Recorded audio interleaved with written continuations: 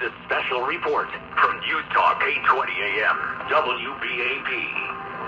This is Chief Meteorologist Brad Barton live in the WBAP Weather Center. A new severe thunderstorm warning has been issued for Parker County. Stand by as we alert our other stations in the area on WBAP.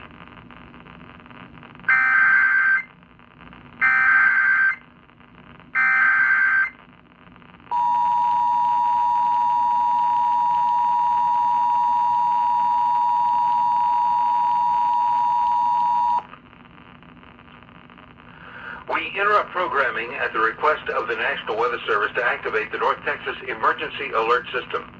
The National Weather Service has issued a severe thunderstorm warning for southwestern Parker County until 8:15.